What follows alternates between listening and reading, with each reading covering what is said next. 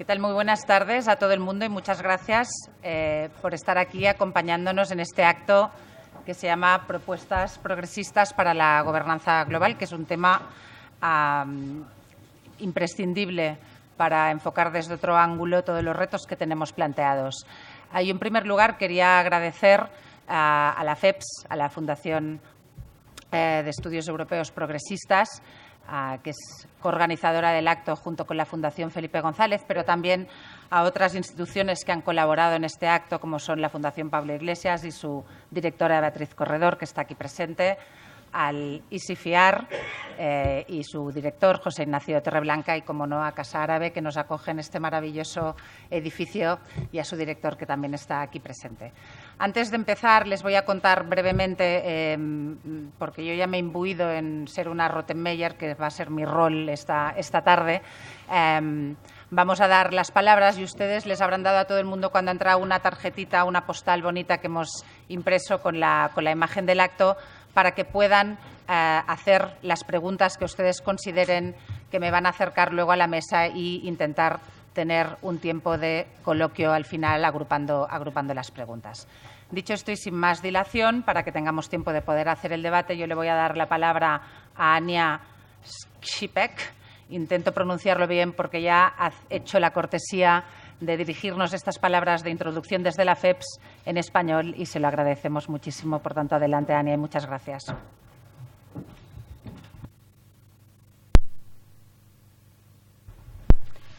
Estimado ministro, estimado Felipe González, estimado Pascal Lamy, damas y caballeros, es para mí un gran placer darles la bienvenida a este evento en representación de la Fundación de Estudios Progresistas Europeos. Me gustaría expresar mi agradecimiento a Rocío Martínez y a la Fundación Felipe González por invitarnos a esta presentación a una ciudad tan vibrante como es Madrid. Nos sentimos halagados con una audiencia tan numerosa, que muestra la relevancia del mensaje progresista que contiene nuestra declaración: las personas y el planeta como prioridad en el contexto del mundo cambiante en el que vivimos. Hace casi 3 años, desde que el grupo de Pascal Lamy, del que quiero destacar su excelente liderazgo, se reunió por primera vez. La convocatoria para una reflexión conjunta atrajo a un gran número de reconocidos progresistas de todo el mundo, pensadores, personalidades políticas como Pedro Sánchez y líderes activistas. Desde el primer encuentro aportaron su increíble experiencia y su convicción de que es el momento de que abramos el nuevo capítulo. Insistieron en que hay mucho que aprender acerca del hecho que la globalización no fue dirigida hacia una trayectoria progresista durante los 90, pero sin entrar en discusiones acerca de los errores. Al contrario, decidieron retarse intelectualmente ellos para poner un punto y aparte. Y en este contexto empezamos una conversación emocionante, vibrante e inspiradora. Su objetivo era nada menos que forjar una nueva agenda global para unir progresistas de todo el mundo en torno a una creencia, una misión y, naturalmente, una acción. Este fue el punto de partida. Después se convirtió en un sentido de la responsabilidad para desmentir todos los cuentos que nos han contado. Nos plantamos ante el mantra "no hay alternativa", denominado TINA por sus siglas en inglés, y rechazamos un escenario similar al juicio final. Fuimos más allá que aquellas llenas de temor, aquellas que sobrevaloran el poder del capital financiero global, aquellas sobre las desigualdades crecientes, aquellas que dicen que la digitalización nos consta puestos del trabajo, aquellas que hablan sobre el cambio climático e incluso las relacionadas con las denominadas fake news. En su lugar, buscamos cómo lidiar con estas amenazas y beneficiarnos de la modernidad. En vez de creer en el final de los tiempos, buscamos cómo marchar en punto de inflexión que dé lugar a una nueva ilustración. Hemos viajado alrededor del planeta debatiendo cómo alcanzar nuestro objetivo, cómo encontrar esperanza y cómo dar forma a una agenda de justicia e empoderamiento. Hemos analizado, discutido, propuesto, respondido. A veces nos desviábamos.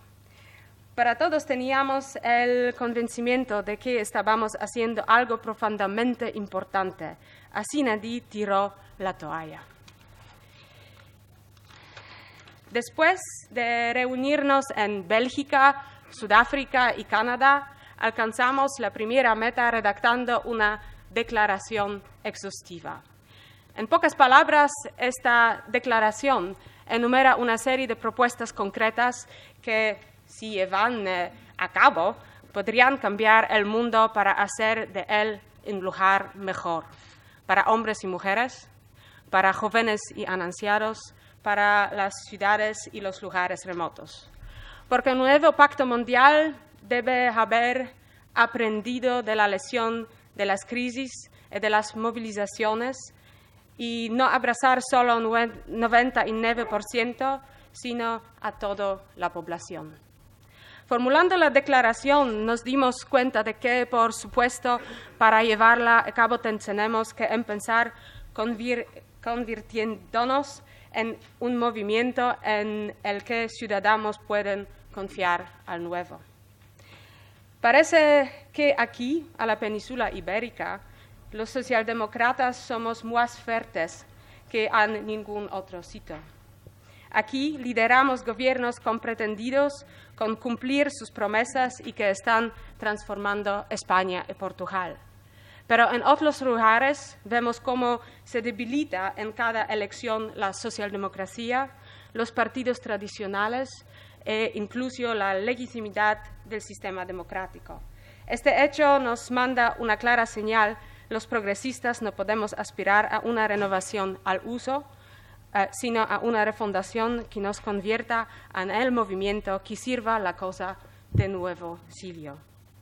Convencidos de este cambio, debemos, sin embargo, mantenernos fuertes en lo que se refiere a la defensa de los valores, tradiciones socialdemócratas, y es por ello que tenemos que tomar decisiones inteligentes. Es por lo que las personas y planetas como prioridad intenta ser una vitrina de ética tradicional, aproximación moderna y claridad representando a aquellos y para aquellos por los que queremos adquirir responsabilidades políticas otra vez. Estas han sido las líneas que han guiado al grupo de Pascal Lamy y estos son los mensajes fundamentales sobre los que hemos debatido incluso antes que la declaración fuera adoptada. Ya hemos organizado presentaciones, para nombrar algunos ejemplos, en Europa, en París, con nuestros compañeros de Fundación Jean Jaurès, en Londres, gracias al apoyo de la Fabian Society, en Ámsterdam, apoyados por la Fundación Max van der Stoel. Y este mensaje resuena en propuestas concretas que enriquecen la idea de una nueva ilustración global. Esta discusión es también sobre cómo enfrentarnos a los riesgos de la transformación y está teniendo lugar y cómo obtener beneficios de la modernidad para ser repartidos por igualdad. Sobre cómo deshacernos del debate político a corto plazo para dar una nueva visión para próximas generaciones. Debatimos sobre cómo humanizar la nueva fase de globalización y cambiar su actual trayectoria neoliberal. Hablamos sobre cómo dotar a los individuos de conocimiento y diseñar mercados laboratorios justos, sobre el Estado global que garantiza derechos globales, bienes públicos globales y conlleva responsabilidades globales. En estas palabras he querido adelantar el debate de nuestros ponentes de alto nivel que tendremos el honor de escuchar hoy. Les agradezco una más vez su participación, su atención y su generosidad durante la que ha sido mi primera intervención en español. Desde que encontraron en este enriquecedor debate al menos una buena idea que les devuelva la esperanza de nuevo. Gracias.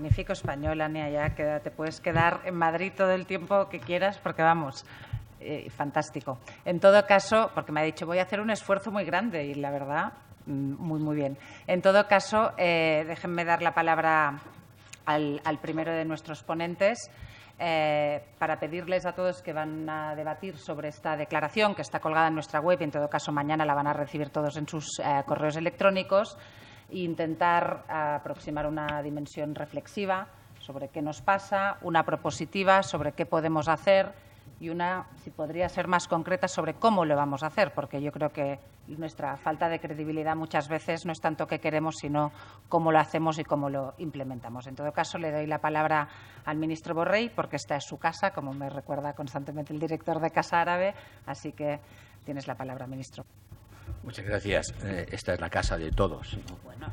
Esta es la casa de todos, de una de las casas que tiene el Ministerio de Asuntos Exteriores, abierta para facilitar el contacto con alguna otra parte del mundo, y me voy a limitar a darles la bienvenida y agradecerles su presencia. No hace falta que presente no ya al presidente Felipe González, por supuesto, sino tampoco demasiado a Pascal Lamy, que es una personalidad que ha recorrido en el mundo desde la Comisión Europea hasta la Organización Internacional del Comercio, todas las responsabilidades que se pueden tener para estar calificado para dirigir este grupo de reflexión. He tenido el honor y la oportunidad de compartir con él algunos de los trabajos de la Fundación Jacques Delors, de la que actualmente es presidente de honor, y yo no voy a ser el primer ponente. Yo creo que el primer y casi el único ponente, porque los demás en todo caso seremos contraponentes, tiene que ser él, el autor del grupo del trabajo que hoy nos presenta. Y si os parece, le doy la palabra a él para que lo presente y luego, en todo caso, el presidente González y yo mismo tendremos quizá oportunidad de hacerle comentarios. Bien, merci, Monsieur le Ministre. Pepe. Gracias, señor ministro. Gracias, Pepe. Desgraciadamente no tengo los talentos de Ania, no puedo expresarme en español. Yo también me he quedado sorprendidísimo. Yo no voy a ir por ese camino, voy a refugiarme en mi lengua materna para ahorrarles una tortura. Les voy a dejar con el magnífico español de Ania, más bien. En pocas palabras, para no repetir lo que Ania ya nos ha dicho, me gustaría describirles un poco esta plataforma, este trabajo que ahora alimenta debates, entre ellos este que celebramos hoy aquí en Madrid.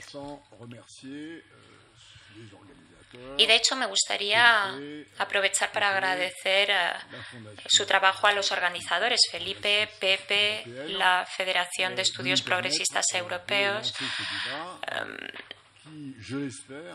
Gracias por permitirnos tener este debate.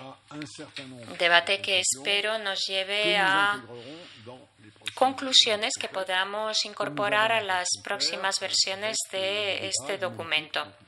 De hecho, queremos celebrar más debates, ya lo hemos hecho en París, en Londres, queremos hacerlo en Alemania, en Austria, en Polonia próximamente. El punto de partida es muy sencillo. Supongo que estamos todos de acuerdo. Vivimos en un mundo que cambia a toda velocidad y que cambia de manera profunda, sin comparación alguna con los periodos precedentes en la historia de la humanidad. Estos cambios, algunos, son unas oportunidades increíbles.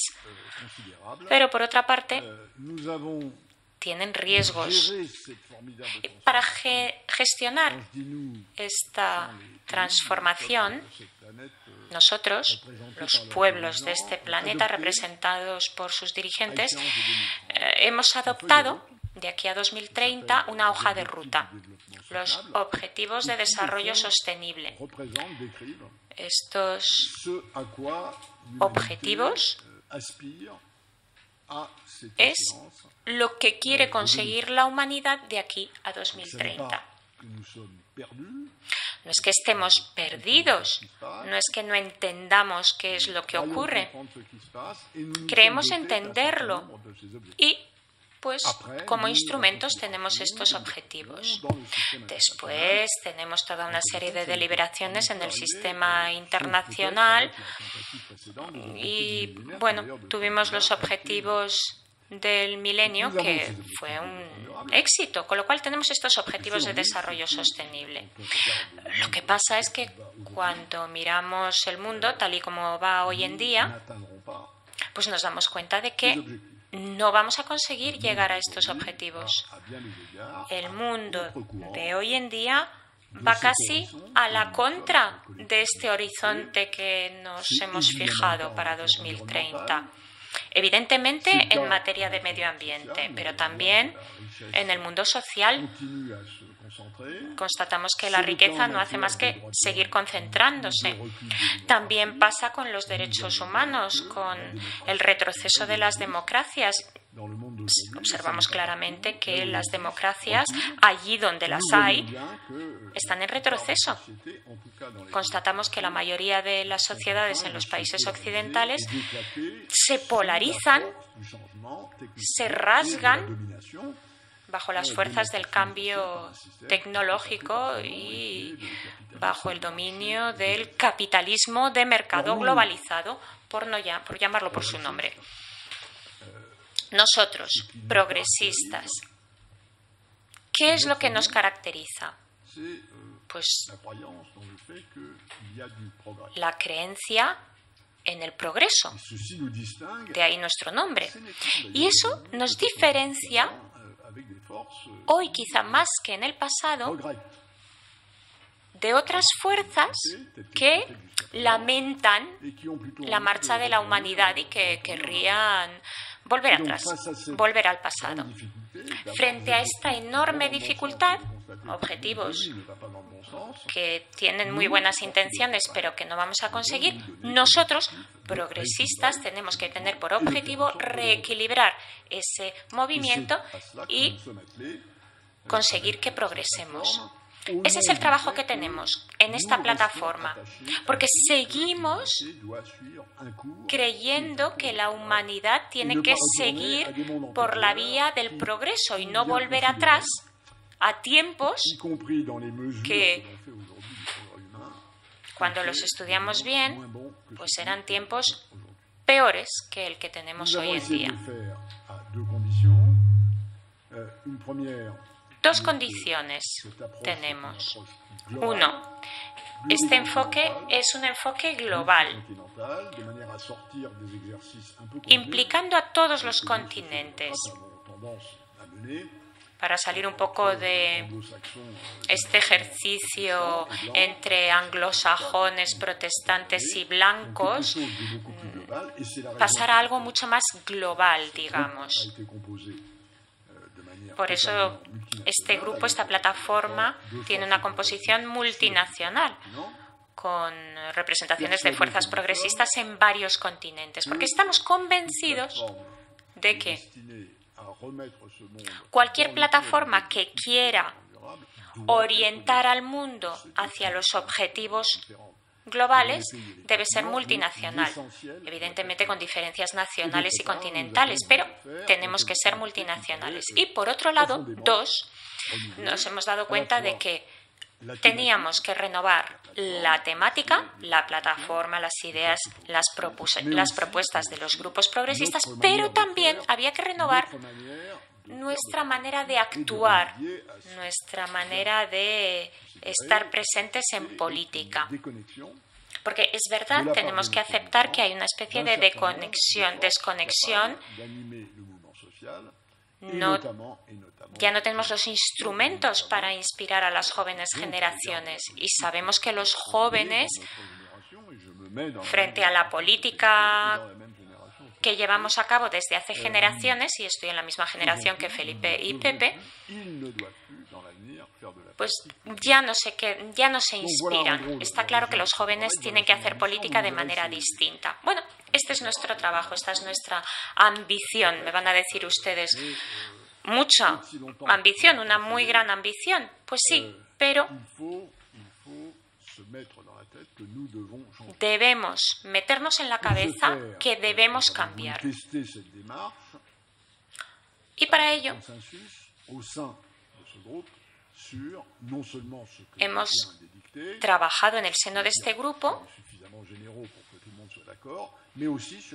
sobre estas temáticas que les he expuesto y sobre toda una serie de propuestas. No les voy a dar la lista, yo supongo que a lo mejor ahora entablamos un debate, una conversación y a lo mejor sí que podremos hablar de ellas, pero tenemos unas 15 propuestas muy concretas. Algunas son, un poco de naturaleza general, otras son un poquito más sofisticadas, más elaboradas, para poner a prueba en el debate público la expresión de este pensamiento que es el nuestro. Estos debates, pues, se van a celebrar y me gustaría concluir con 2 puntos clave. 1. Este documento es un documento de trabajo. Ese era el mandato que teníamos. No se nos dio otro mandato que no fuera elaborar un documento que fuera la base de este tipo de debates como el que tenemos hoy aquí. No nos ha dado ningún mandato, ninguna fuerza política. No nos han dicho, miren, esto es lo que hay que hacer. No, nuestro mandato es trabajar para alimentar el debate. Y luego, por otro lado, ya que estamos en Madrid, pues tengo que decir que ha sido un honor, un orgullo poder integrar a Pedro Sánchez en este debate en un momento en el que no era la estrella mediática que es hoy en día. Y como nos lo ha dicho Ania, es verdad que globalmente estamos en retroceso.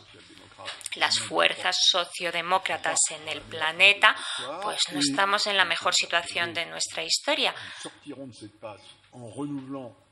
Pero saldremos de esta renovando nuestro pensamiento y nuestros métodos de acción.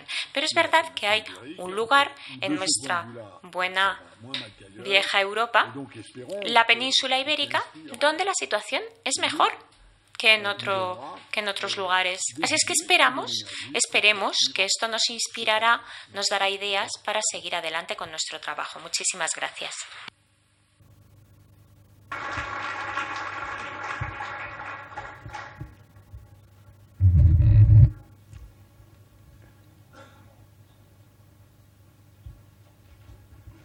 Ahora, yo creo que es por mejor. Segunda vez, ministro, Yo creo que es puedes mejor. volver a pasar la palabra.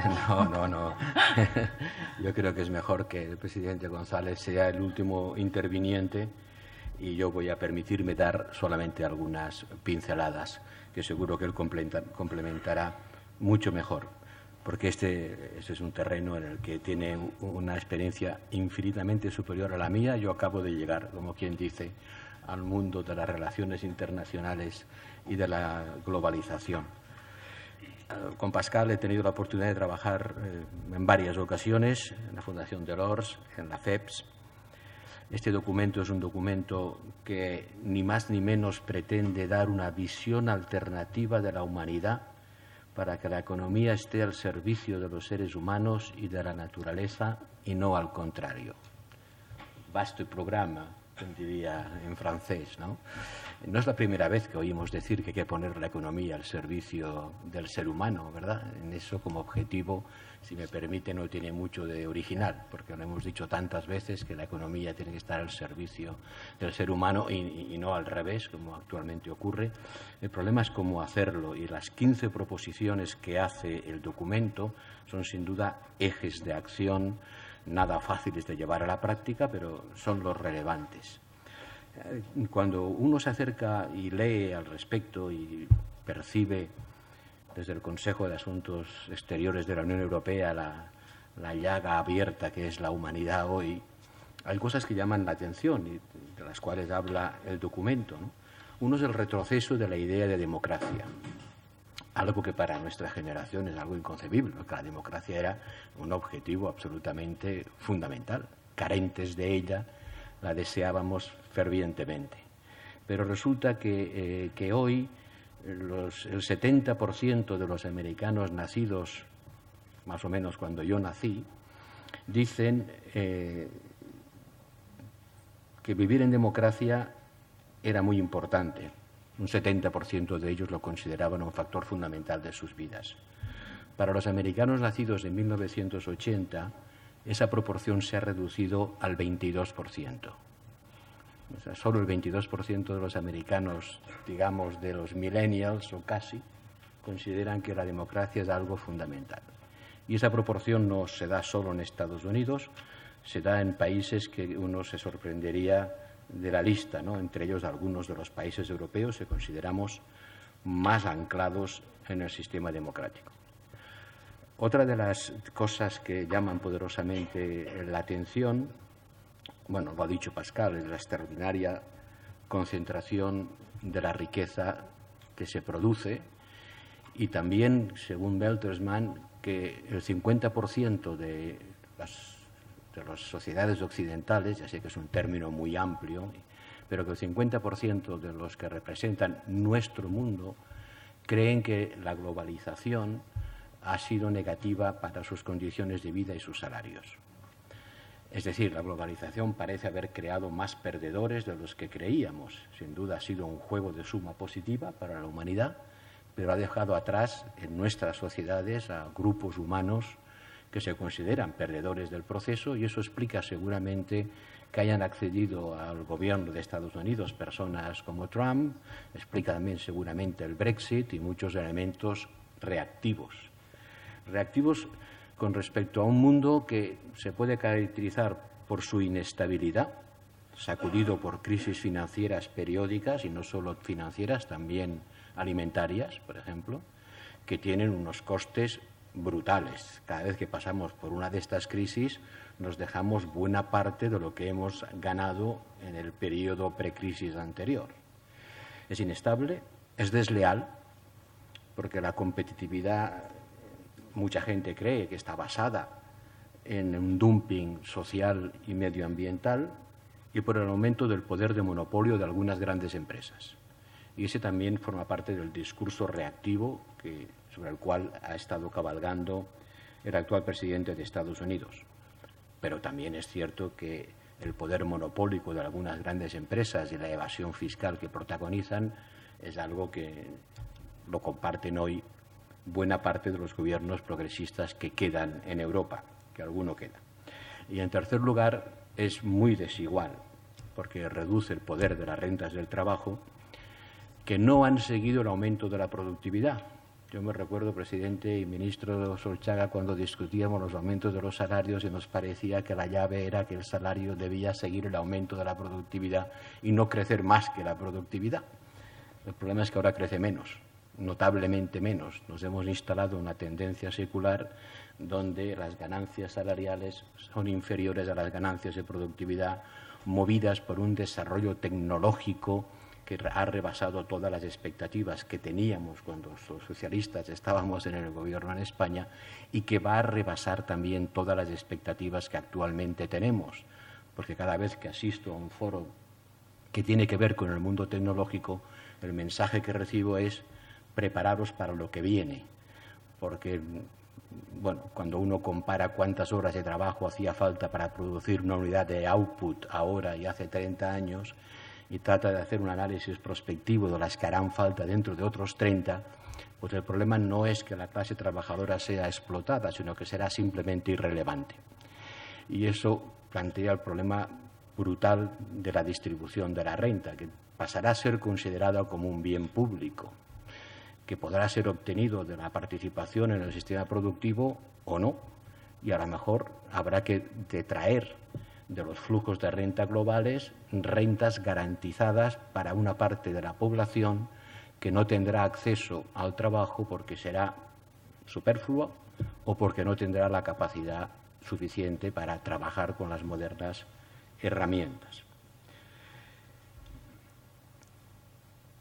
Teníamos un mundo basado en torno a los grandes acuerdos de la posguerra, el Estado del Bienestar, las Naciones Unidas, los acuerdos de Bretton Woods, un orden que creíamos orden internacional y liberal, y ahora vemos que no es ni orden, ni internacional, ni liberal, y hay que reconstruir otro.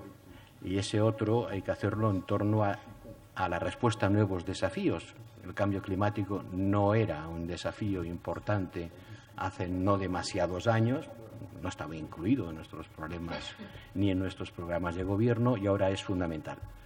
Las emigraciones, la emigración, a lo que el trabajo de la MI dedica bastante atención y extensión, o la urbanización de un mundo que se concentra cada vez en menos espacio, creando verdaderos derroches energéticos y costes de congestión extraordinarios.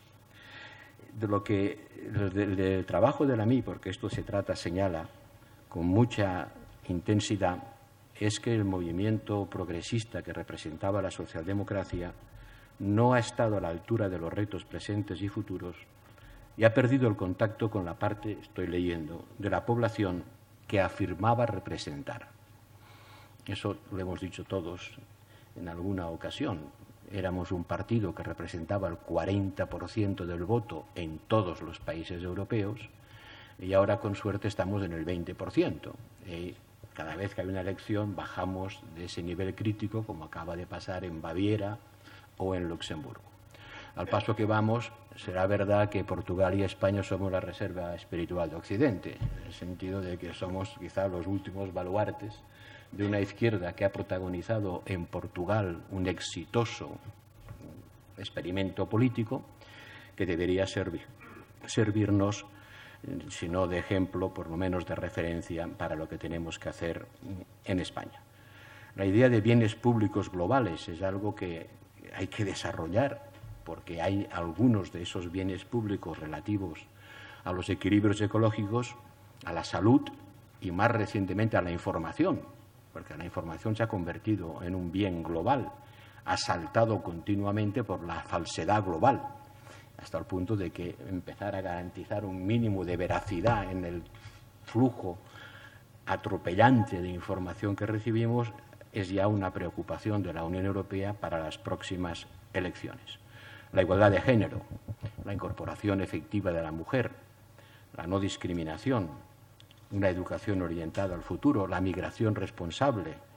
Cuando uno piensa que en el África subsahariana todavía cada mujer tiene en media 7, 8 hijos, que no se ha incorporado para nada a la vida social, a la socialización vía trabajo, se da cuenta de que todos los problemas están interrelacionados. O sea, no conseguiremos controlar y regular la migración si al mismo tiempo no conseguimos la igualdad de género y la socialización de la mujer por mecanismos distintos de los de la pura maternidad.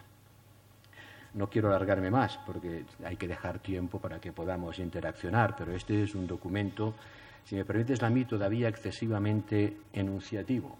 Bueno, para que fuera algo más que enunciativo tendría que ser más largo, tendría que tener más extensión.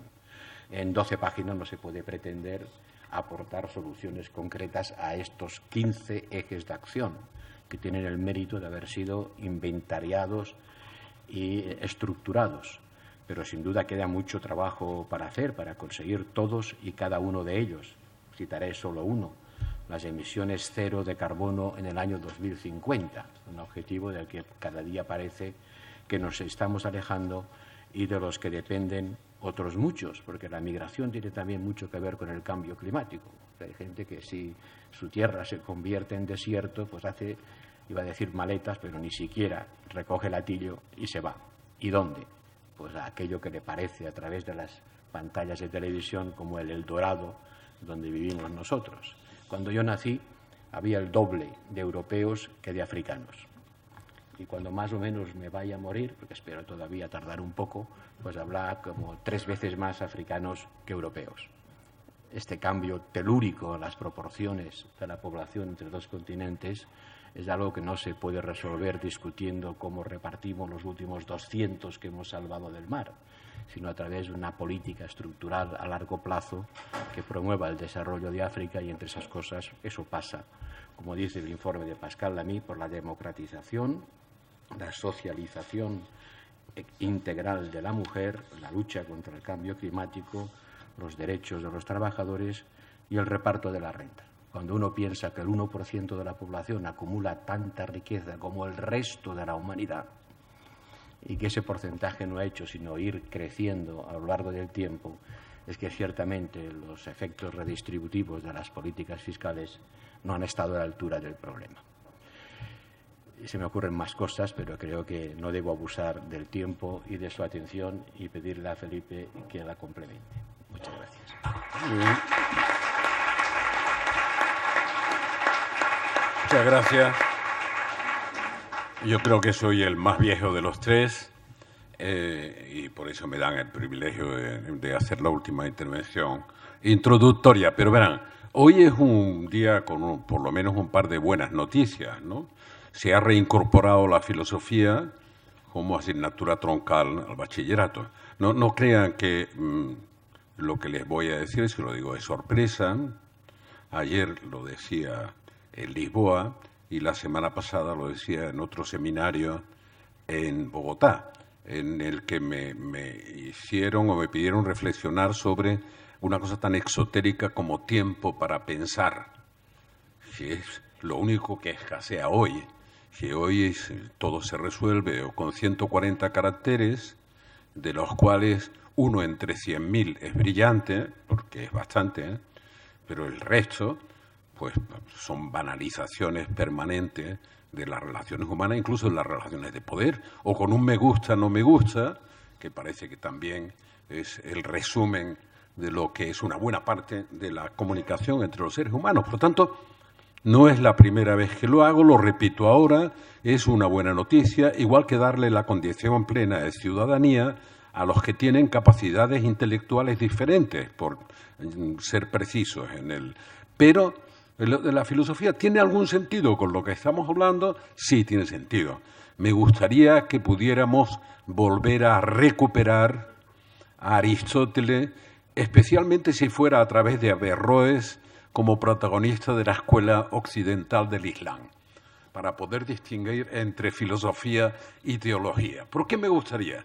Eso como la literatura clásica, etcétera, porque cuando se quitó la filosofía como asignatura troncal, las explicaciones que se dieron fueron espurias. Es que no es práctico pensar, es que no es práctico reflexionar. Lo que hay que hacer es aprender habilidades.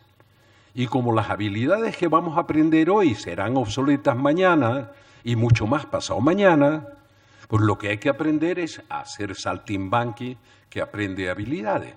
Entonces, el único elemento que es un hilo conductor que nos permitirá enfrentar los cambios, el único es conocer la condición humana, que es mucho menos variable que la necesidad de sustituir habilidades que quedarán obsoletas muy rápidamente por otras y que permitirán una guía razonable para adaptarse a los cambios. Por tanto, primera aproximación, bienvenida a la filosofía, ojalá se la tomen en serio y ojalá añadan a eso que no es malo conocer a Shakespeare, a Cervantes o a quien quieran, ¿no?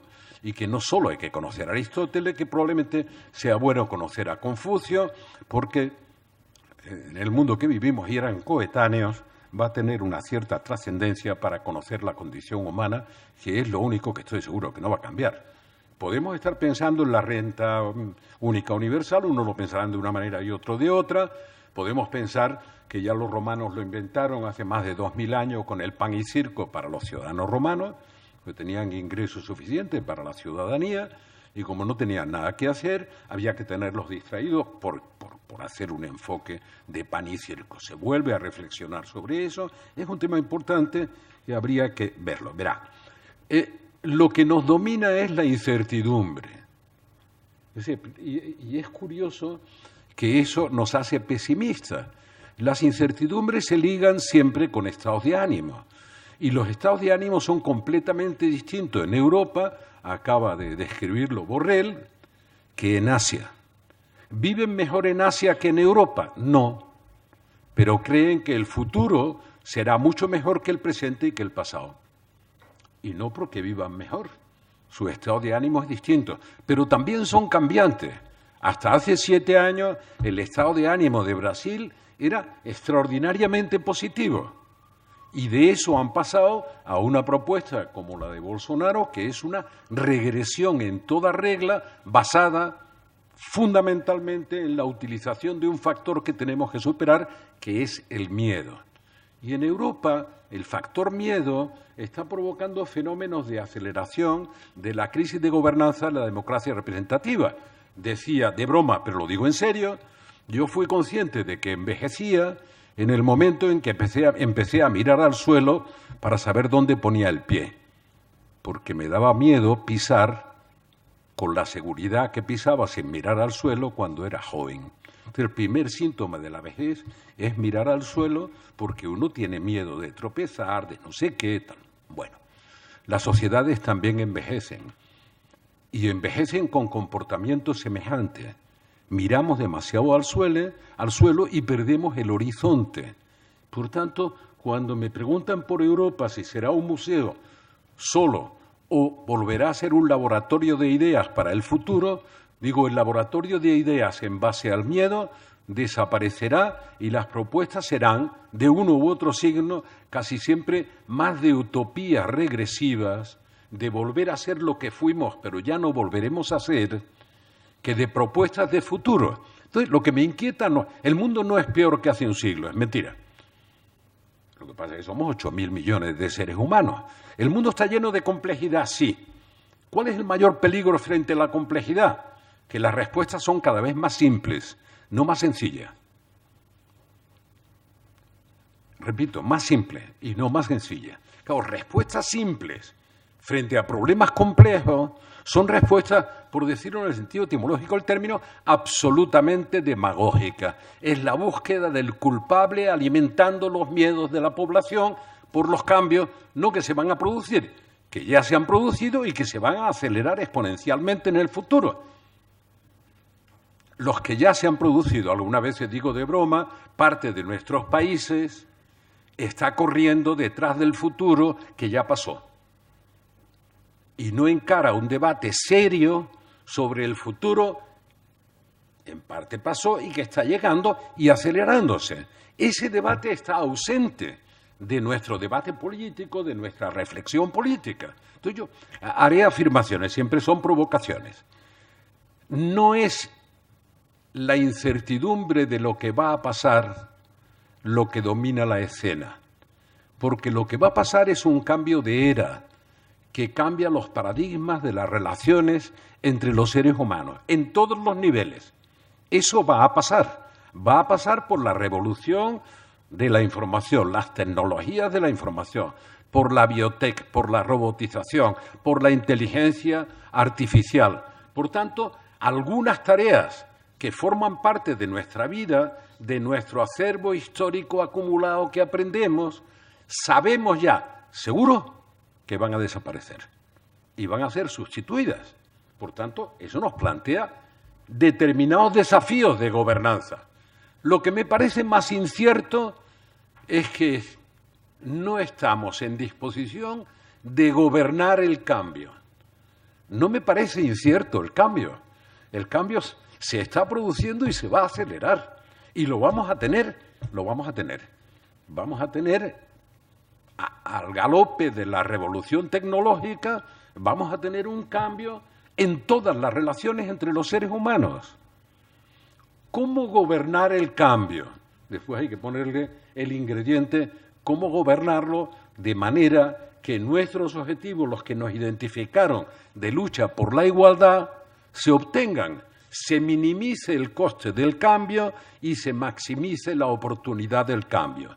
Y visto desde nuestra perspectiva, ¿cómo se consiguen que los objetivos de lucha por la igualdad en una sociedad de libertades y de democracia como la que hemos disfrutado, cómo se consigue que ese cambio sea lo más adecuado posible para que nadie se quede en la cuneta y se pueda seguir practicando una política de igualdad o de redistribución del ingreso que es la que nos identifica.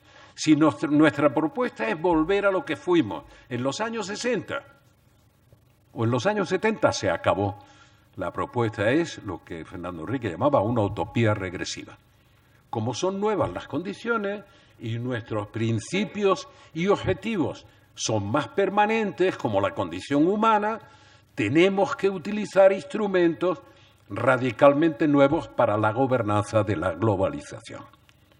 Hay elementos básicos de comprensión. Europa empieza a considerar un estorbo la economía social de mercado, que es un invento europeo, cuando hasta en las reuniones de Davos, el centro de producción del pensamiento liberal, advierten que el mantenimiento de este modelo financiero económico en ese orden de la globalización no es sostenible por las crecientes desigualdades en la distribución del ingreso. Claro, que a mí me llamen la atención por un problema de sostenibilidad, no por un problema ético.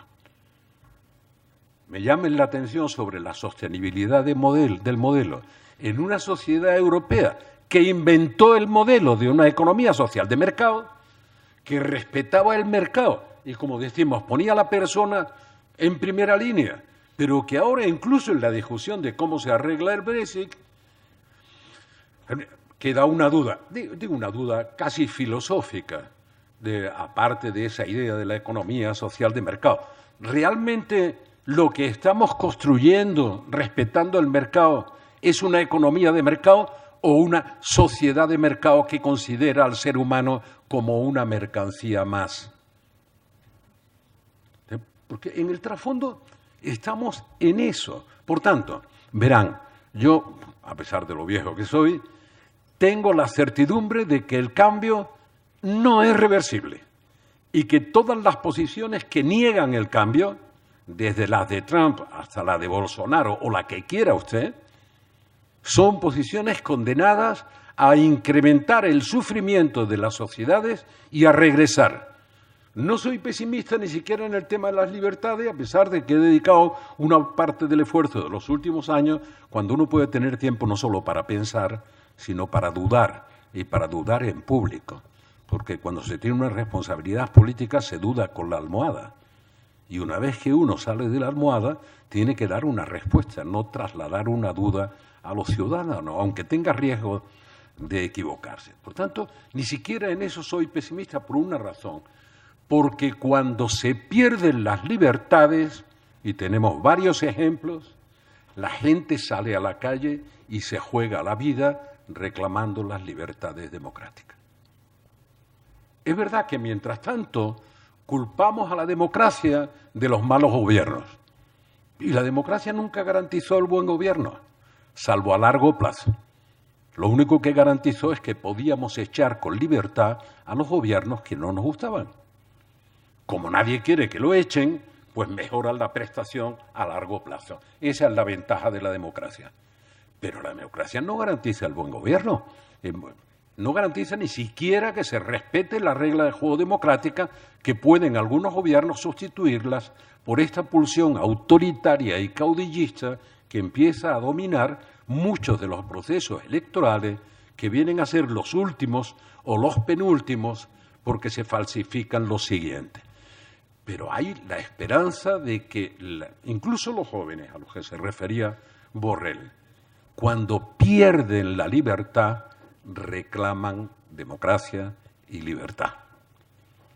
Y lo vuelven a considerar un bien de primer orden.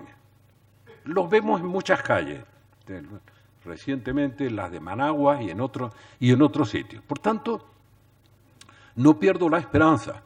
Tengo preocupación por la crisis de gobernanza de la democracia representativa, pero dentro de eso mi preocupación es que trasladamos la incertidumbre a lo que va a pasar, cuando deberíamos saber que lo que va a pasar, el cambio climático va a pasar, que lo que tenemos que hacer es actuar sobre él, cuando deberíamos saber que la biotech va a revolucionar, como es natural, la tecnología para el tratamiento incluso de la salud y de la relación. Cuando sabemos que las tecnologías de la información han cambiado ya y seguirán cambiando las relaciones entre los seres humanos. Cuando sabemos que lo que entendemos hoy por el trabajo de toda la vida, el que hemos conocido de padres, de abuelos, con la evolución lógica de la revolución industrial, es un trabajo que está en cuestión por la revolución tecnológica. Cuando sabemos que habrá que redistribuir el tiempo de trabajo disponible,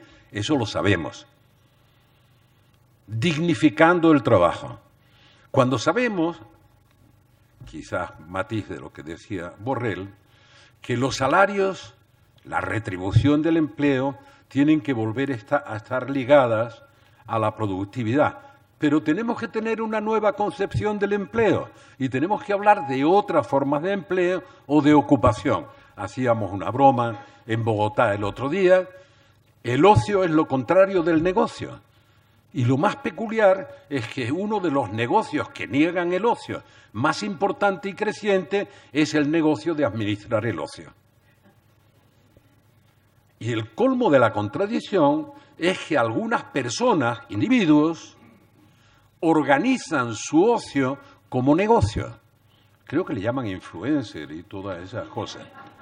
Porque ya, oiga, lo que yo hago disfrutando lo convierto en algo que me remunera y me retribuye. Pero cuando me remunera, ya estoy en una trampa en la que el ocio deja de ser ocio para ser negocio, que es la negación del ocio, repito.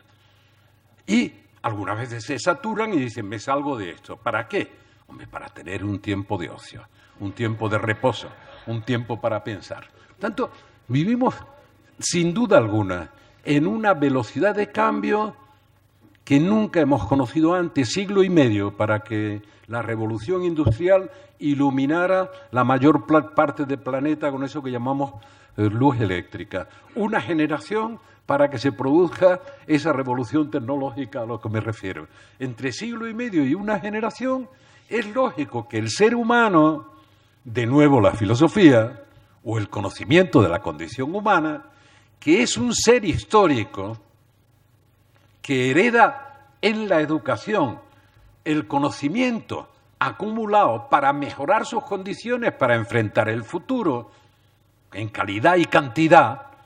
Dice, bueno, mis hijos, que tendrán más formación que yo, no hablo de la masterización del conocimiento, que me parece una barbaridad, porque a veces no conduce al resultado, sino a lo contrario. Mis hijos, que tienen mucho más conocimientos que yo, tendrán muchas más oportunidades para orientarse en este mundo, en cambio, y tendrán más éxito. Nada lo garantiza, porque el conocimiento, sobre todo cuando tenemos leyes como las de ver en el sistema educativo, el conocimiento padece una crisis de obsolescencia permanente, salvo el conocimiento de la condición humana. Por eso el error de eliminar la filosofía o de eliminar, en términos genéricos, las humanidades. Por tanto, lo que propongo, Pascal, que es más de contexto que de propuestas concretas, es que pongamos nuestro foco en la gobernanza del cambio y no en la incertidumbre de lo que va a pasar. Sobre eso tenemos certidumbre. Lo que es incierto es si estaremos a la altura los responsables de gobernar el cambio, de conducir ese cambio para que no se queden en la cuneta los que van a sufrir el cambio, como en todo cambio de era, y para mejorar las condiciones de los demás. Me da igual, podemos hacer 1000 ejemplos, incluso con la crisis que soportamos desde 2008. A mí me gustaría que en este debate, bueno, excesivamente banal y descalificador que hay respecto de políticas presupuestarias o no, me gustaría que alguien hiciera un ejercicio que sería fácil. El Borrell lo sabe, eso Chaga también. ¿En qué momento recuperamos el Producto Bruto de 2008? ¿Hemos tardado 8, 9, 10 años en recuperarlo? Quiere decir que si hemos llegado al Producto Bruto de 2008 después de 10 años, hemos tenido 10 años pasando por un valle. Pero olvidemos cómo ha sido el valle. de movimientos resistenciales pidiendo que me quede como estoy o que pierda lo menos posible, y de gente que no ha perdido o que ha ganado incluso en el paso del valle. Pero ya estamos en el otro pico del valle.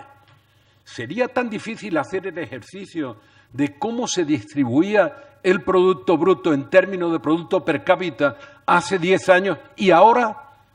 Porque si lo viéramos, y estadísticamente es posible verlo, sabríamos quiénes se han quedado en el valle y no han vuelto a recuperar su participación en el Producto Bruto. Y esto orientaría una parte de nuestras políticas si de verdad decimos que queremos políticas de progreso y de lucha contra la desigualdad. Pero sobre una base consistente. ¿Quién se quedaron atrás? ¿Quién sufrieron relativamente menos y mantuvieron la posición? ¿Y quiénes ganaron participación en el producto durante el paso de ese valle de lágrimas? Y comprender que los movimientos resistenciales de que me quede como estoy o pierda lo menos posible, en cuanto que se empieza a hablar de que la crisis quedó atrás, cosa que discutimos en Bruselas hace poco tiempo, como hay algunos que están atrás de esa crisis que quedó atrás, pasan del movimiento resistencial al movimiento reivindicativo, pidiendo de lo mío que hay. Bueno, ¿cómo encaremos el futuro? Va a ser decisivo. Tenemos problemas en la democracia representativa muy serios. ¿Qué me preocupa de la sociedad europea? Que de verdad se ha envejecido. Y en una sociedad envejecida que pierde de vista el horizonte, la política del miedo es mucho más fácil de establecer, de propagar y de utilizar. Tenemos miedo a todo. Es decir, sabemos que en los próximos 30 años necesitamos muchos más emigrantes. Lo sabemos. Hagamos lo que hagamos. Incluso cambiando el paradigma de lo que acabo de decir, la revolución tecnológica en las relaciones industriales.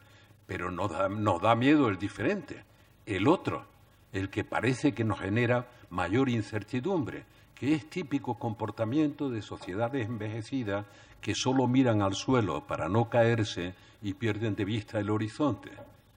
Y tenemos que luchar contra eso, tenemos que trabajar contra eso, porque el futuro, no podemos engañar, es el que es. Las fórmulas que propongamos en la crisis de la socialdemocracia, si son utopías regresivas para volver a los éxitos de la post-Segunda Guerra Mundial, nos llevarán al fracaso. La emergencia de los nacionalismos irredentos y excluyentes son solo una manifestación de eso. Cuando más necesitamos a Europa, no digo más cantidad de Europa, ni menos cantidad, más calidad en lo que ponemos en común. No más cantidad, más calidad en lo que ponemos en común. Podemos incluso iniciar un proceso de devolución en aquellos temas en los que no se añade calidad y se pervierte el sentimiento de pertenencia porque se crean obstáculos a ese sentimiento de pertenencia. Sería una buena aplicación del principio de subsidiariedad, pero hemos pasado de una mala respuesta a la crisis de 2008, con algunos elementos de corrección de políticas monetarias, a una no respuesta y por tanto mala a la crisis migratoria, repito, a una no respuesta. No digo a una respuesta equivocada, a lo peor que puede ocurrir, que es no tener una respuesta, y hay muchos mecanismos. A mí ese tema que siempre me apasiona, incluso los de la cooperación reforzada en los que estén de acuerdo que hay que responder a la crisis, pero tiene que tener mecanismos de respuesta con los insolidarios. Los que son insolidarios con esa respuesta no pueden recibir solidaridad a cambio, tienen que pagar el precio de la insolidaridad, y la Unión Europea tiene capacidad para ordenar eso, pero no lo está haciendo. Y ahora todavía al día de hoy estoy inquieto en lo inmediato, de lo del futuro ya os digo, por cómo vamos a salir de la crisis del Brexit. Todavía hoy no sé si va a ser una vacuna o va a ser un contagio. Todavía no lo sé. Depende de cómo se dé la respuesta. Ojalá sea una vacuna que en parte cure las aventuras de la ruptura, porque es verdad que necesitamos ahora mucho más la unión de los europeos que nunca, porque nos hemos convertido, ayer lo veía desde Lisboa, y termino con eso, en ese pequeño rincón suroccidental de Eurasia. Formamos parte de eso. Que apenas vamos a ser el 6,5% de la población pasado mañana. Y en ese pequeño rincón suroccidental de Eurasia no podemos permitirnos el lujo de dividirnos. Tenemos que cuidarnos como museo, pero no podemos resignarnos a no ser el laboratorio de ideas que fuimos durante siglos. Porque lo único que nos va a salvar es seguir siendo un laboratorio de ideas. Por tanto, de verdad, créanme, yo no soy pesimista respecto al futuro. Lo que me induce a ser pesimista viendo el debate es que no estemos dispuestos a conducir el cambio que sabemos qué características presenta y que es inexorable que llegue. Y conducirlo cada uno desde sus pulsiones. La mía es de seguir luchando por igualar las oportunidades y porque nadie se quede en la cuneta por ese cambio de era, que es un cambio vertiginoso y que desestructura a los seres humanos como seres históricos, porque no te da tiempo a adaptarte. Por eso reclamo que se haga un poco más de filosofía, un poco más de literatura, un poco más de arte, que conozcamos mucho mejor la condición humana, porque al final, también lo comenté ayer, la palabra dura más que las piedras. Y Aristóteles está más vigente que el teatro romano en el que me entregaron un premio en Atenas, que ya está en la puñetera ruina, bellísima, pero ruina, y Aristóteles está vigente. ¿Cómo no tener en cuenta que tenemos que recuperar a Aristóteles? Gracias.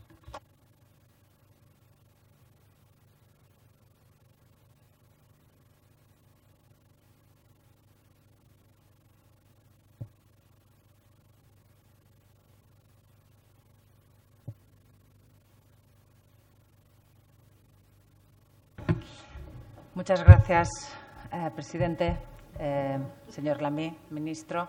Si les parece, mientras recogen las tarjetitas de preguntas que tengan, ya tengo algunas, pero le voy a pasar la palabra a Beatriz Corredor en nombre de la Fundación Pablo Iglesias y a José Ignacio Torreblanca en nombre del ISIFIAR, que son instituciones colaboradoras, para que puedan hacer ellos una pregunta y, si dan las tarjetas a quien se las recoge, luego podemos agruparlas y así poder tener un debate también con sus preguntas. Muchas gracias. Así que, Beatriz. Se me olvidó decir que con Pascal Lamy tengo una relación de hace 40 años. Ya como de todo hace tanto tiempo, ni digamos con Borrell. Pues muchas gracias, Rocío. Muy buenas tardes a todos y a todas. Es un honor para mí representar a... ¿Me pongo de pie? Me dice que me ponga de pie.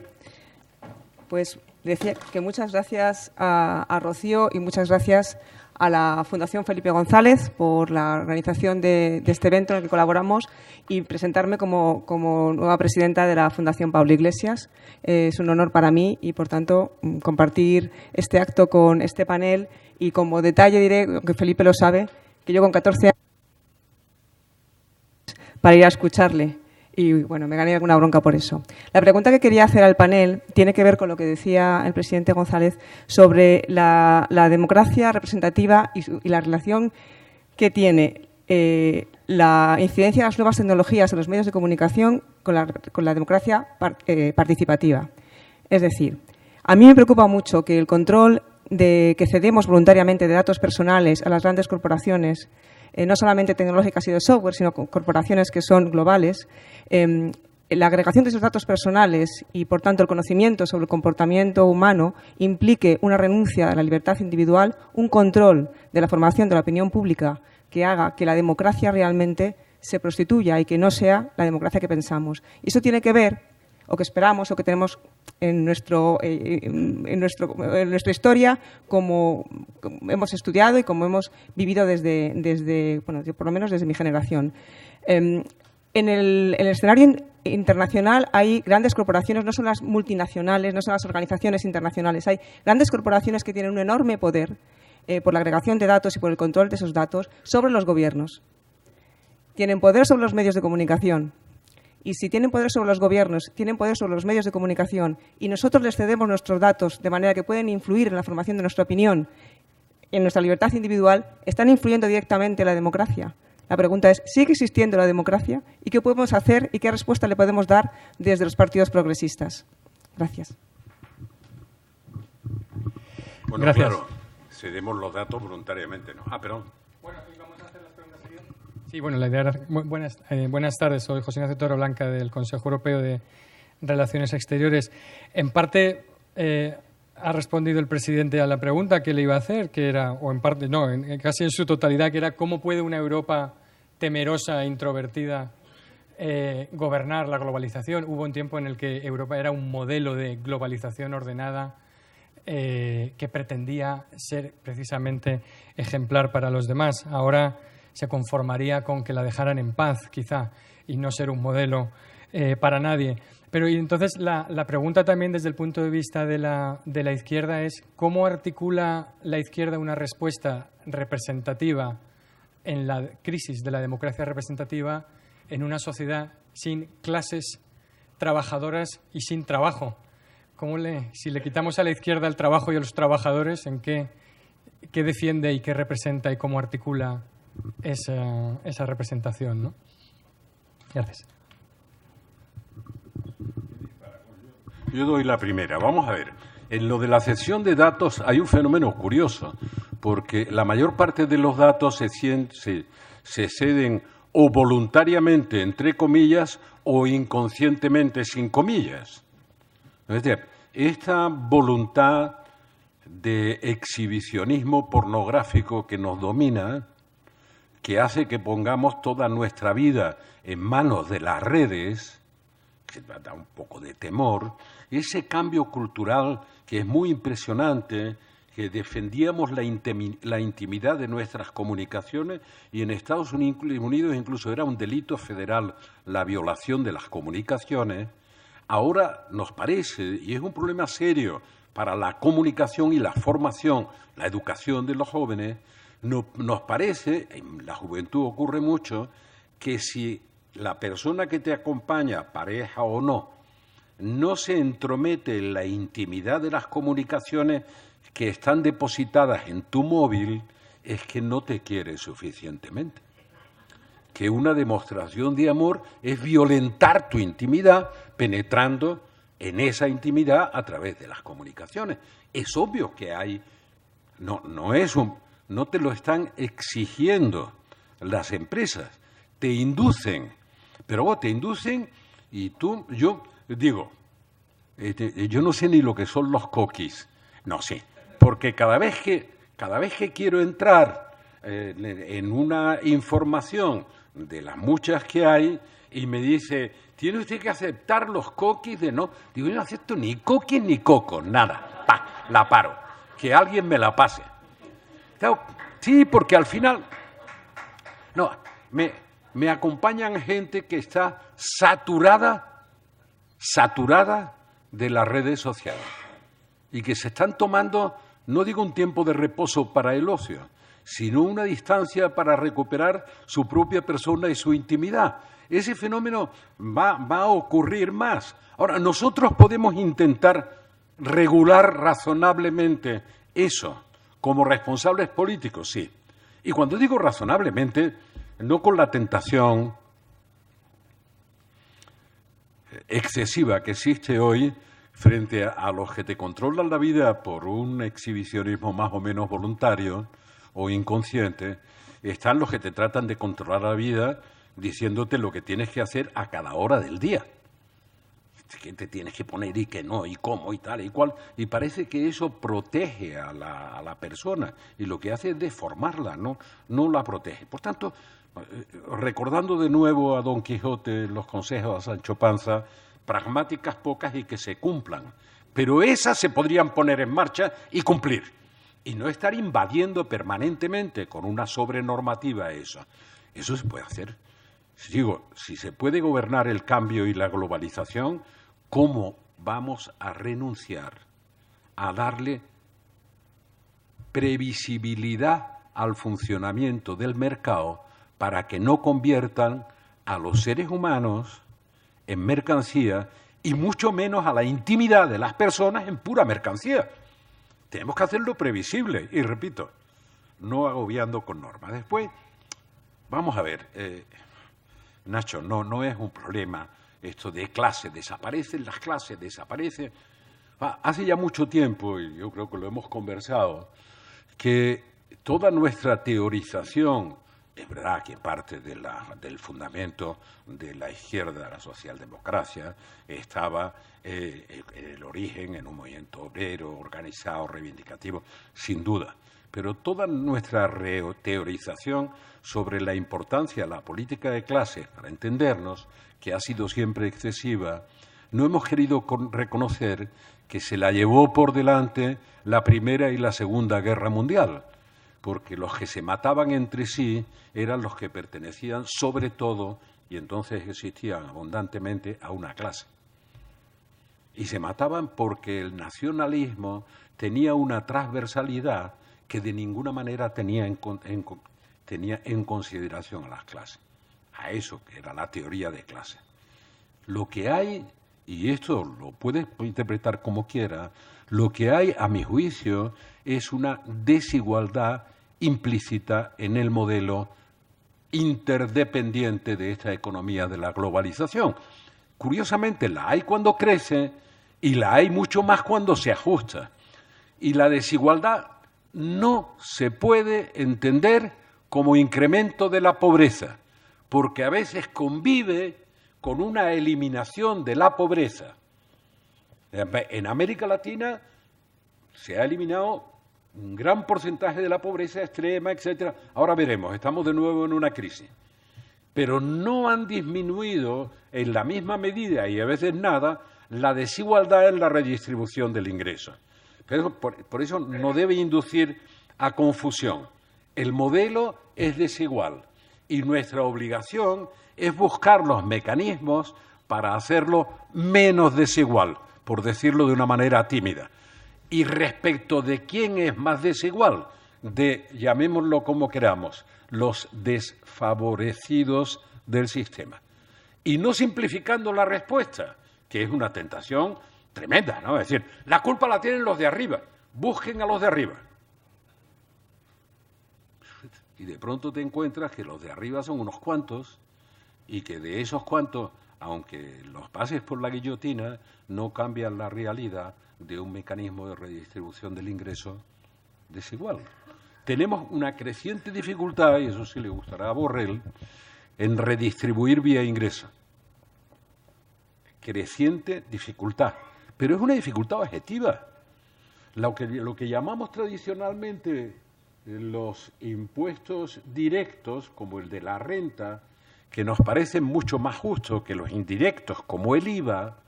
Claro, cuando ves la fuente de recaudación de la renta y te das cuenta que la mitad de la población, un poco menos de la mitad de la población, contribuye a una recaudación del 80% de todo lo que se recauda por renta, digo, ¿dónde está la progresividad?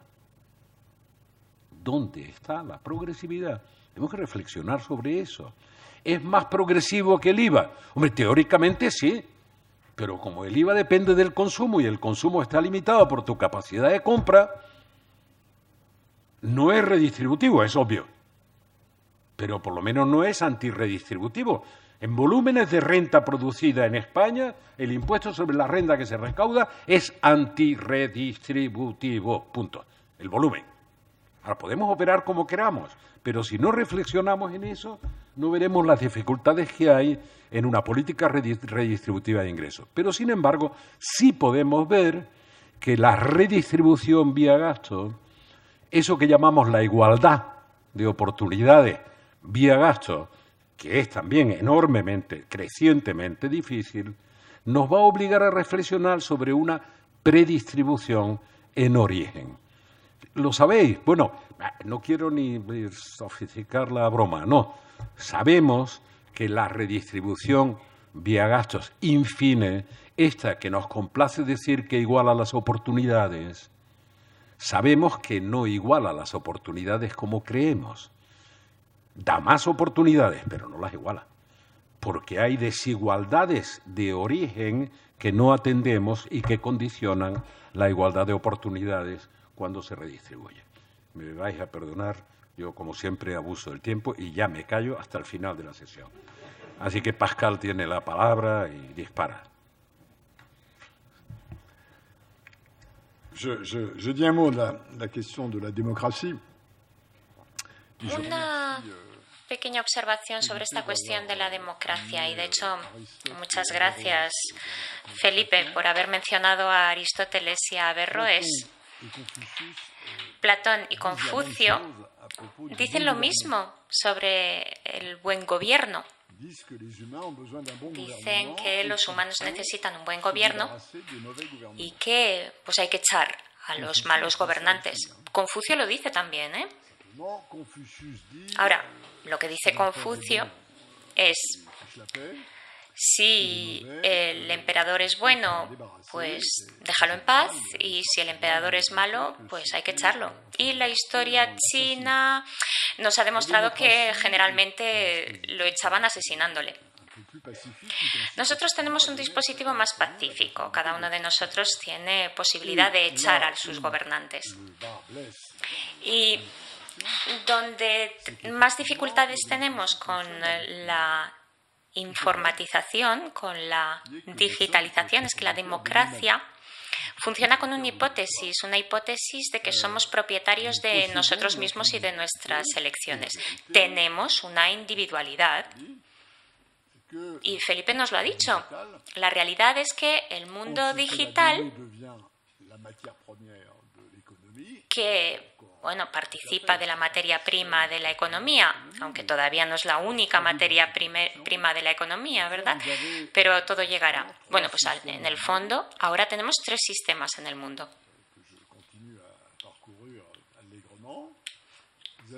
Tenemos el sistema americano, donde el dato es una mercancía, sus datos individuales, todos los rastros que uno va dejando por la red, todo eso son mercancías. Después está el sistema chino. Ahí esos mismos datos, pues no es ningún misterio, ni lo esconden. Esos datos son propiedad del Estado. Es un sistema completamente distinto. Y luego, entre medias, está el sistema europeo. Ahí seguimos pensando que los datos son propiedad de las personas.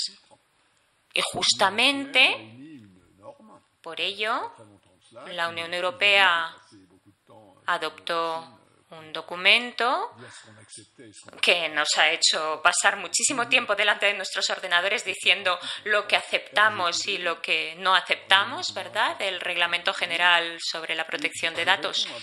Y estoy respondiendo a su pregunta así, justamente. Sin protección de los datos privados, la democracia pues se la está expropiando.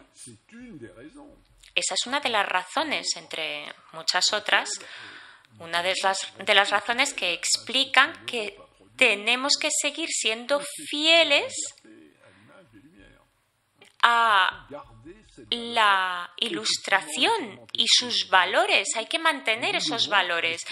Frente a las evoluciones tecnológicas, tenemos que ser el lugar del mundo donde los datos privados ni son una mercancía ni son objeto de expropiación por parte del Estado. Y el peligro que tenemos en nuestros sistemas, y lo hemos visto en algunas democracias occidentales y también se ve en China, el peligro es que si la propiedad de los datos se extrae a los individuos,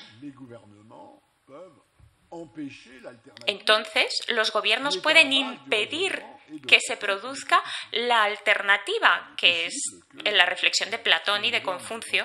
Es posible que la versión moderna del emperador chino, con estos sistemas de calificación individual de estos 1.000 millones de chinos, es posible que el sistema de notas individuales haga que sea imposible asesinar en sentido simbólico, claro, al emperador. Y si nos ocurre lo mismo, bueno, ya sabemos que Trump ganó su elección con 80.000 votos, después de un ejercicio de localización muy detallado de en qué lugar se podía cambiar el voto en número de votos. Así es que mi respuesta a su pregunta es: la principal precaución que debemos tener es justamente la protección de los datos privados. Y de hecho, si lo hacemos bien, estoy convencido de que muchísimos actores del mundo de hoy se unirán a nosotros, porque en el ámbito de la precaución normalmente es la norma la más vinculante, la más restrictiva, que es la que se impone. Y de hecho tenemos un acuerdo con China y con los americanos. En cuanto a la segunda pregunta, bueno,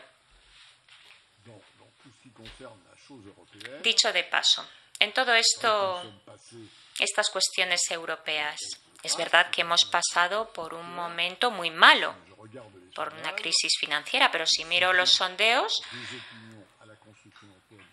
el apoyo a la construcción europea en el continente es el más elevado que hemos conocido jamás.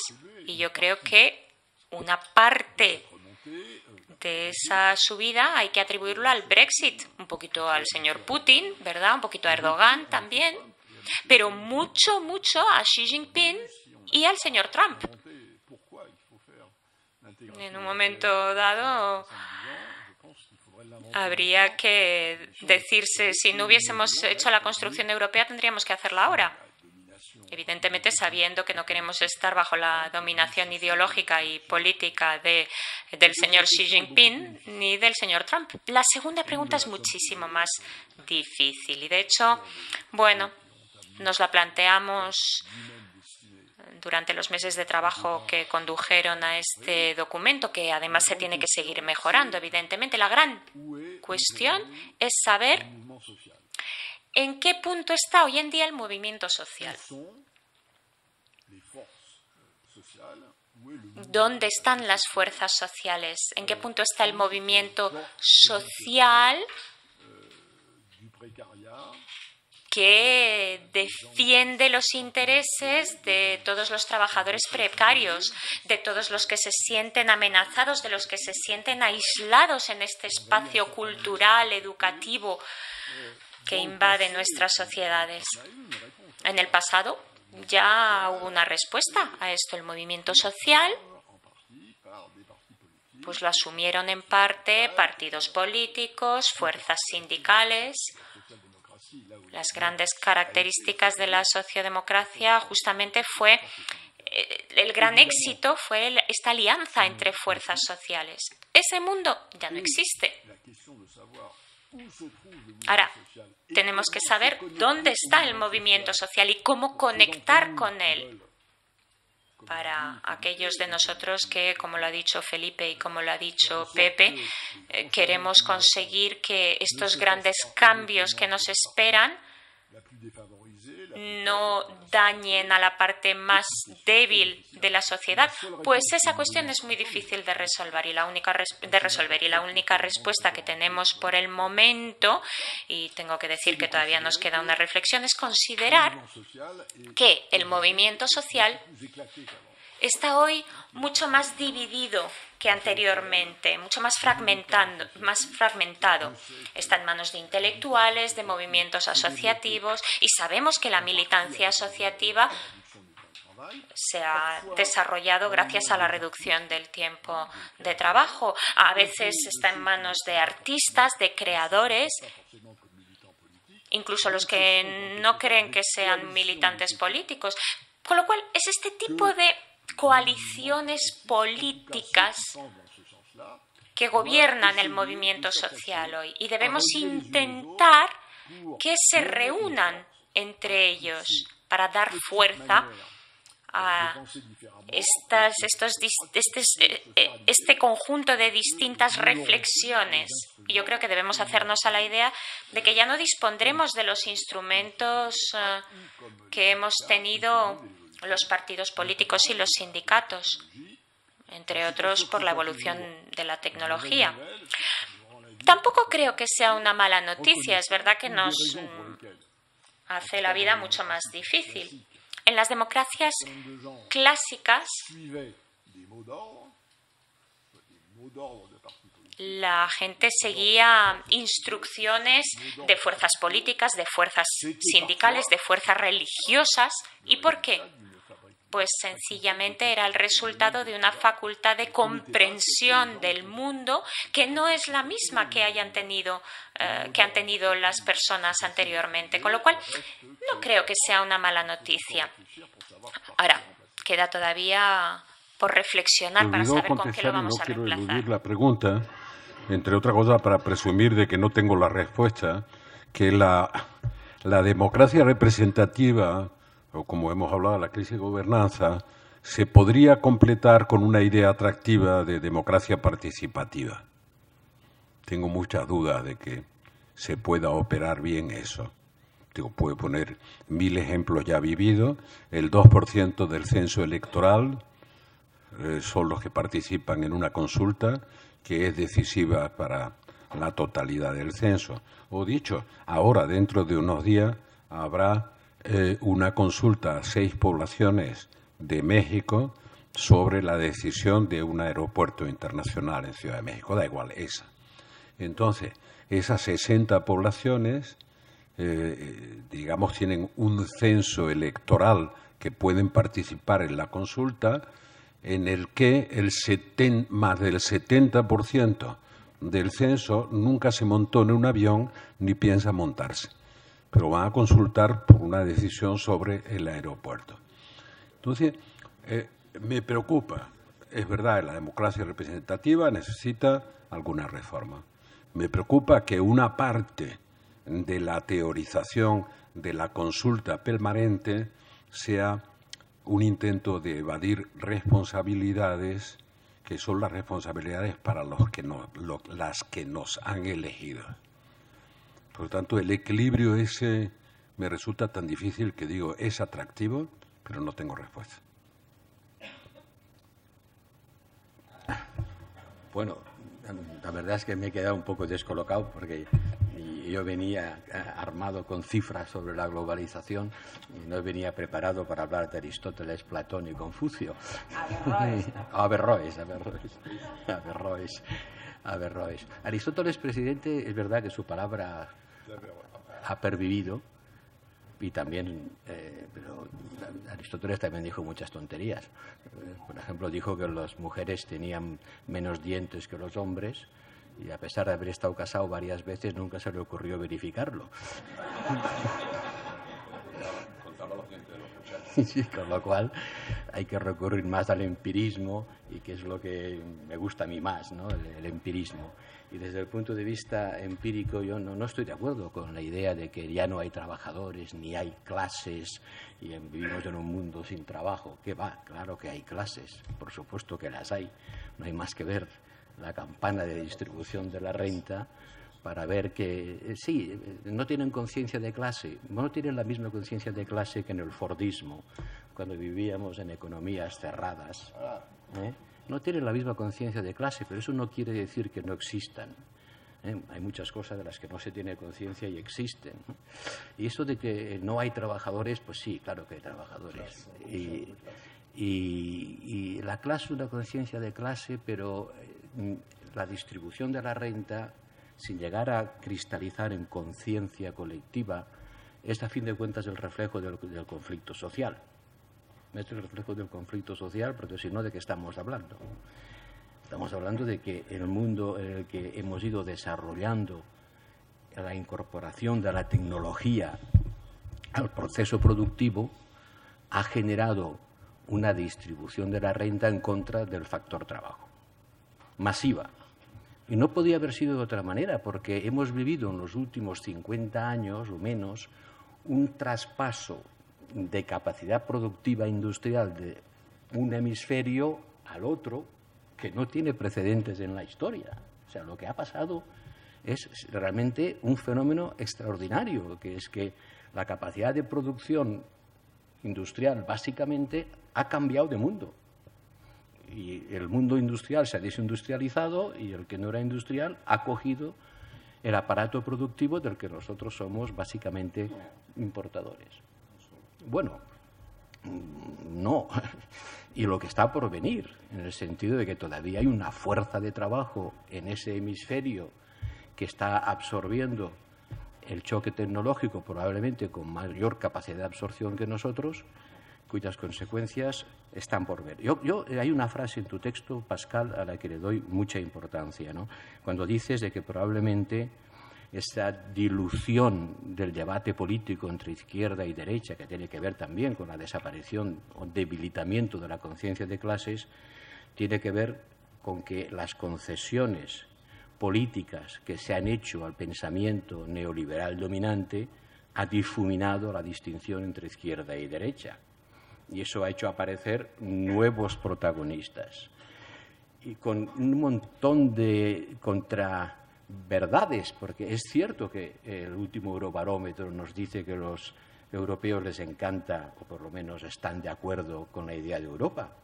Pero entonces alguien que me explique por qué en las elecciones francesas los partidos que podemos calificar de euroescépticos, como mínimo, más algunos partidos soberanistas, están en el entorno del 50% del voto.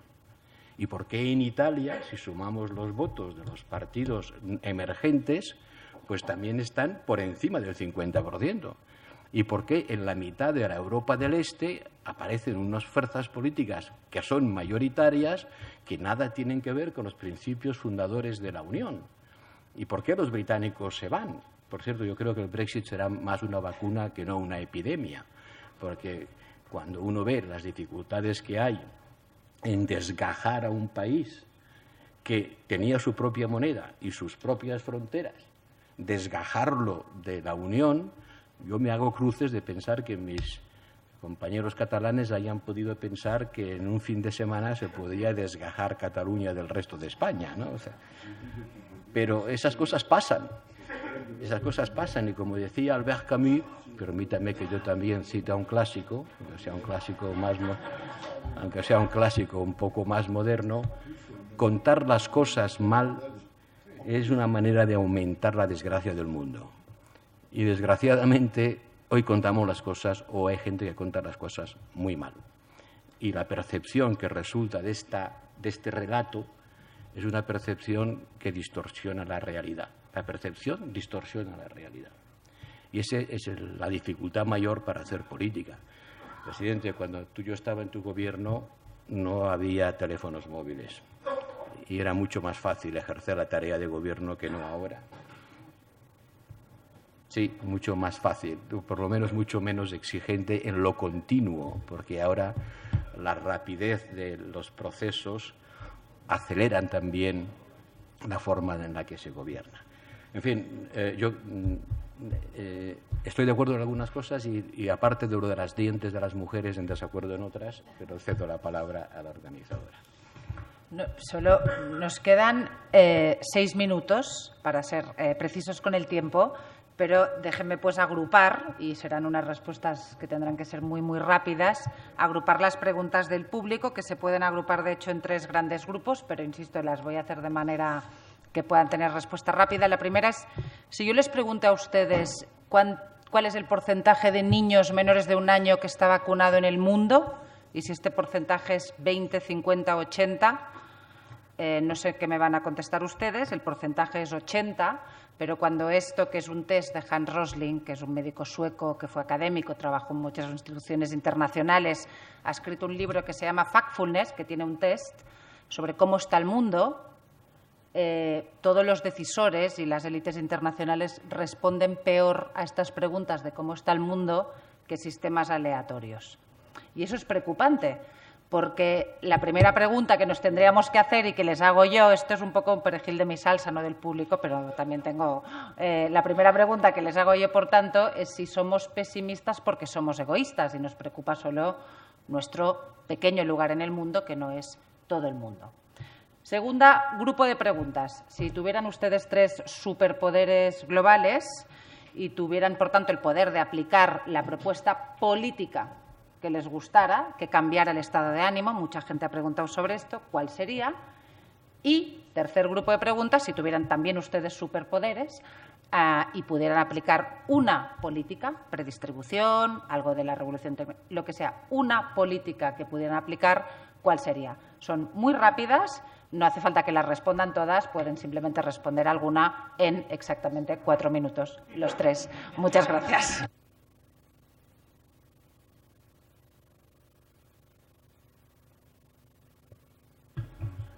Yo convertiría, si tuviera superpoderes, tendrían que ser muy súper, muy súper. Súper significa súper.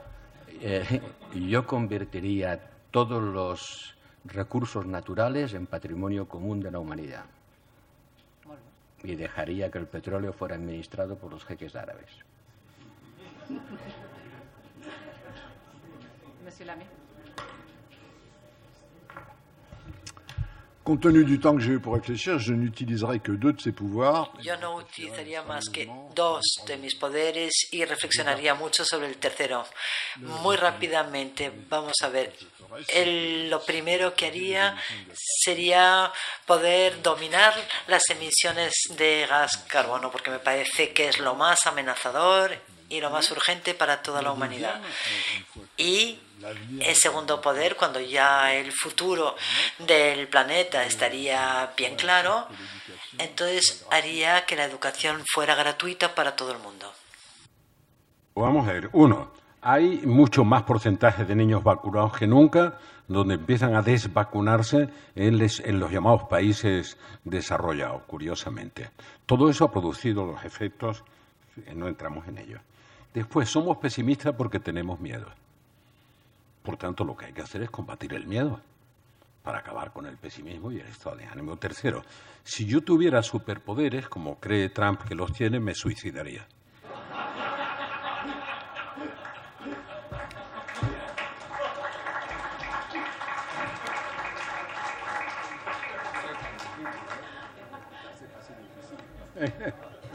En todo caso, muchísimas gracias. Nada más que añadir y nos vamos.